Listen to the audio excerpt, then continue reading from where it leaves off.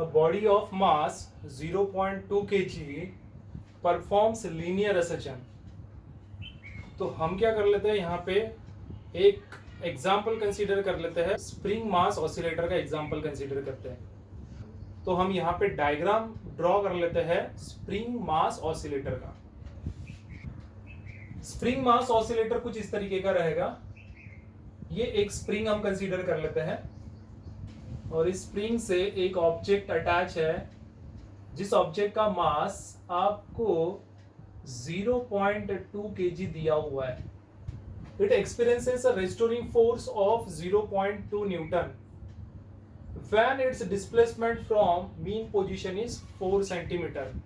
तो मान के चलते हैं कि ये है इसका mean position, this is the mean position of the object, और ये मीन पोजीशन से 4 सेंटीमीटर इतने डिस्टेंस तक यहां तक आ गया है। तो ये मान के चलते हैं इसका जो डिस्टेंस है यहां से, this is 4 centimetre from its mean position.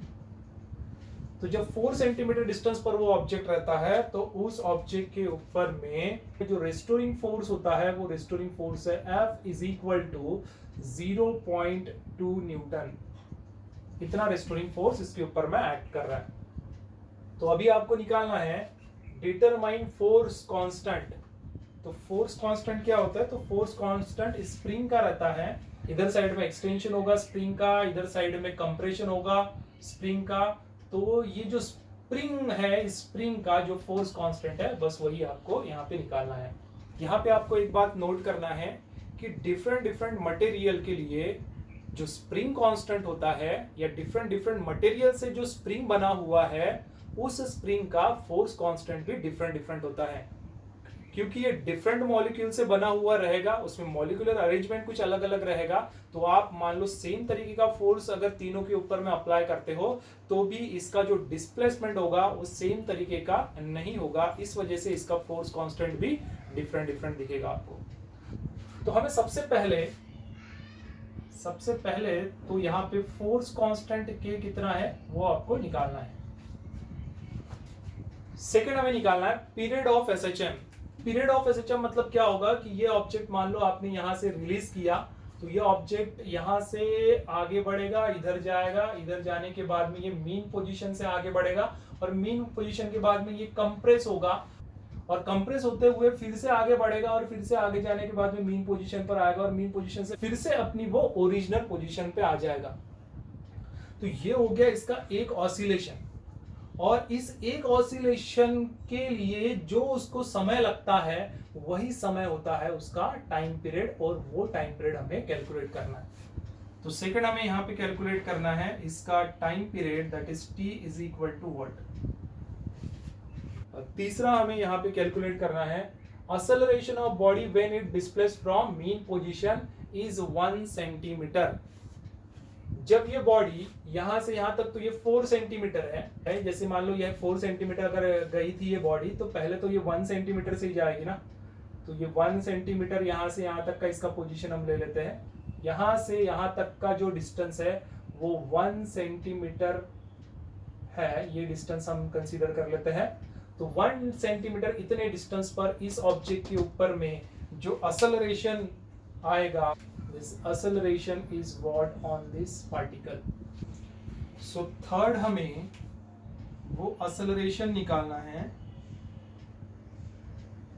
at 1 centimetre distance, ठीक है। और ये जो स्प्रिंग कांस्टेंट निकालना है, ये स्प्रिंग कांस्टेंट आप बोल सकते हैं at 4 सेंटीमीटर इतने डिस्टेंस पर आपको ये स्प्रिंग कांस्टेंट जो है उसके अंदर में कितना रहेगा वो आपको निकालना है।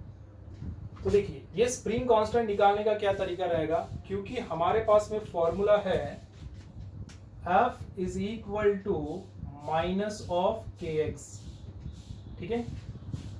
जब भी कोई ऑब्जेक्ट ऑसिलेट होता है या लीनियर एसएचएम परफॉर्म करता है, तो उसके ऊपर में जो फोर्स एक्ट होता है या फोर्स का जो इक्वेशन होता है वो F is equal to minus of kx होता है।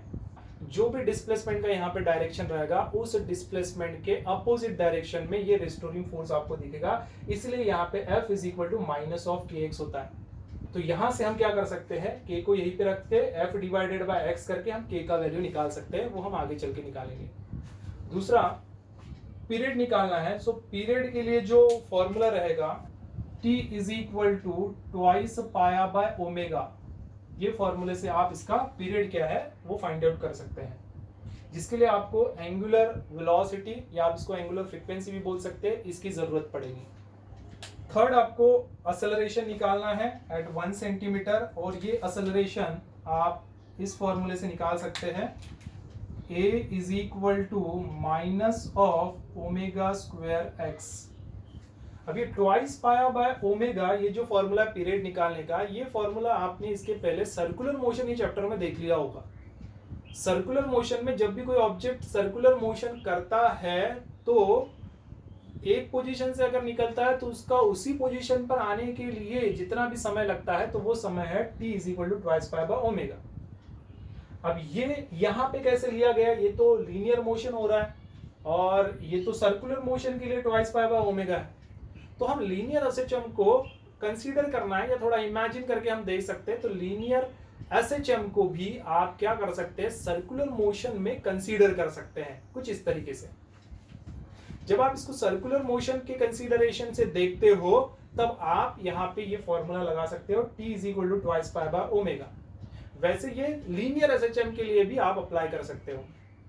उसी तरीके से यहाँ पे दिख रहा है ओमेगा, तो ये तो लीनियर एसएचएम हो रहा है, तो जब ये लीनियर एसएचएम हो रहा है तो इसमें तो लीनियर वेलोसिटी v आना चाहिए, लीनियर वेलोसिटी v आना चाहिए, बट यहाँ पे तो ओमेगा दिया हुआ है। तो ओमेगा का कंसेप्ट भी इसी वजह से है क्योंकि आप लीनियर एसएचएम को आप सर्कुलर मोशन के फॉर्म में आप देख रहे हो, और हियर इन दैट कंडीशन जब भी वो सर्कुलर मोशन करेगा तो वहां पे आएगा एंगुलर वेलोसिटी या फिर एंगुलर फ्रीक्वेंसी आप बोल सकते हैं। तो हम सबसे पहले क्या कर लेते हैं, फोर्स कांस्टेंट k का वैल्यू हम निकाल लेते हैं।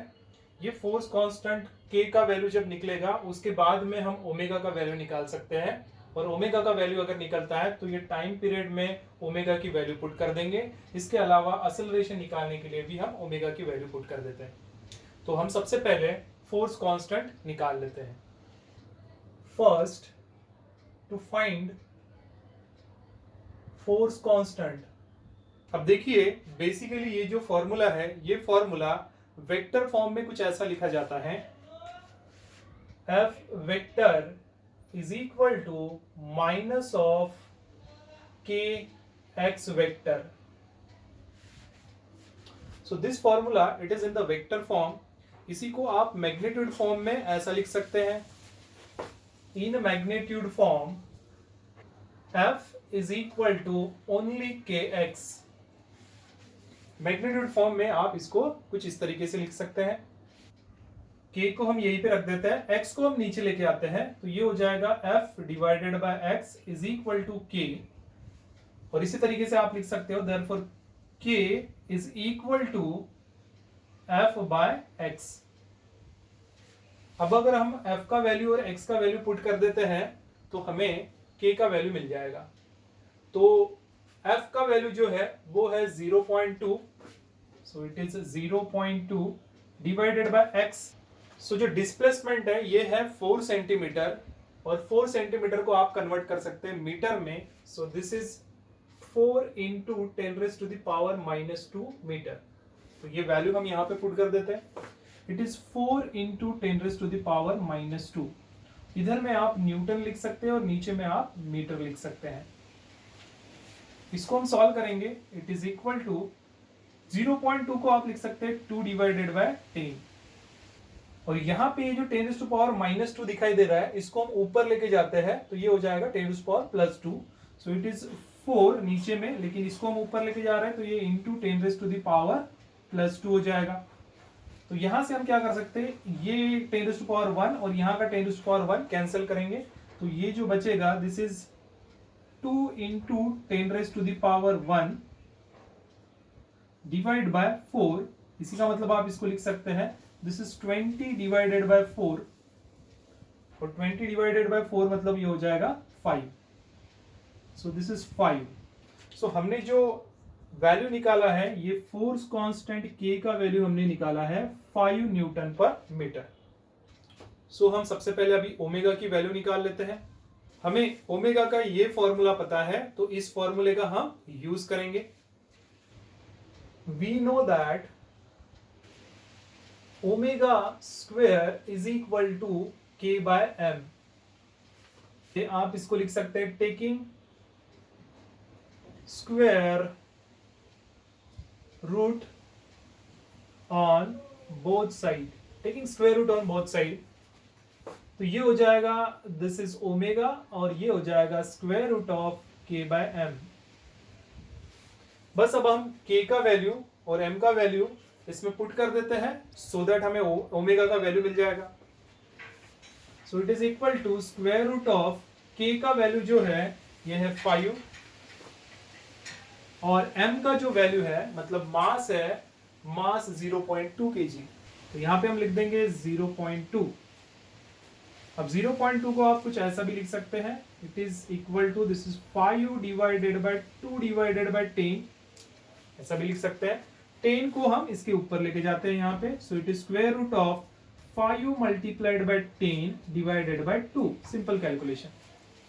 सो ये 2 5 10 हो जाएगा, तो ये 5 मल्टीप्लाइड बाय 5 मतलब स्क्वायर रूट में 25 हो जाएगा, and square root of 25 is nothing but 5, so it is equal to 5। तो हमने ओमेगा का वैल्यू निकाला है 5 रेडियन पर सेकेंड। दिस इज द ऐसा यूनिट ऑफ ओमेगा। अब हम ये ओमेगा की वैल्यू इस इक्वेशन में पुट कर देते हैं, सो दैट कितना टाइम पीरियड है इस लीनियर एसएचएम का वो आपको पता चल जाएगा। सो सेकेंड हम फाइंड आउट कर रहे हैं, to find time period of SHM. So T is equal to twice pi by omega. तो यहां पे हम ओमेगा की वैल्यू यहां से पुट कर देते हैं, it is equal to this is twice pi divided by 5, omega की वैल्यू है यहाँ पे 5, और ये 2/5 कितना हो जाएगा, तो कैलकुलेट करके देख लीजिएगा, ये आंसर मिलेगा आपको 0.4। So it is equal to 0.4 pi, और टाइम पीरियड है तो इसका जो यूनिट रहेगा वो है सेकेंड। सो टाइम पीरियड जो आपने निकाला है वो निकाला 0.4 पाई सेकेंड। अब हम इसी ओमेगा की वैल्यू एक्सेलरेशन वाले इक्वेशन में पुट कर देते हैं, और इस ऑब्जेक्ट के ऊपर में 1 सेंटीमीटर इतना डिस्टेंस पर कितना एक्सेलरेशन रहेगा वो हम निकालेंगे। सो थर्ड हमें कैलकुलेट करना है एक्सेलरेशन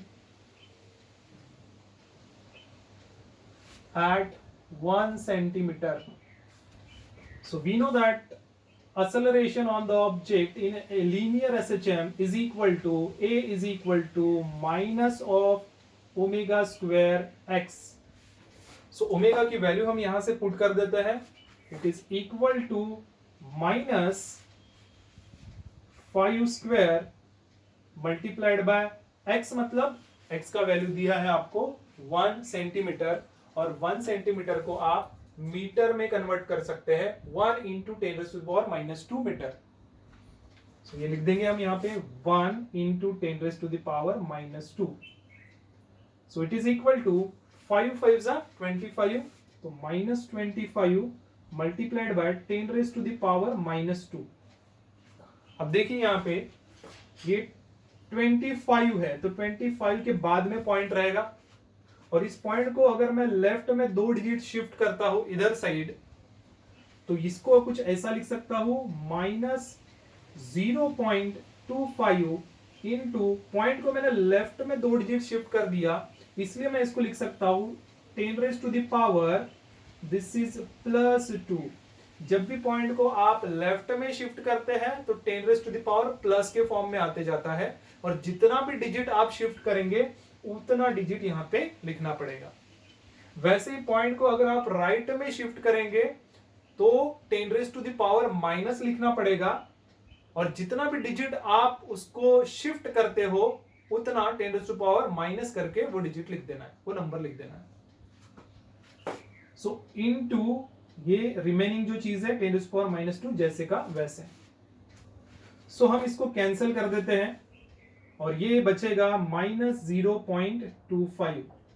और ये असलरेशन है, तो असलरेशन का यूनिट जो रहेगा इट इज मीटर पर सेकेंड स्क्वायर। सो इस तरीके से हमने जो असलरेशन है ये -0.25 मीटर पर सेकेंड स्क्वायर, ये एक्सेलरेशन हमने निकाला है।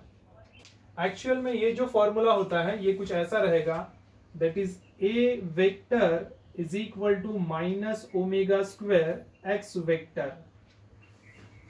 तो इन मैग्नीट्यूड फॉर्म आप इस फॉर्मूले को ऐसा लिख सकते हैं, a is equal to ω² x in magnitude form. This is the formula.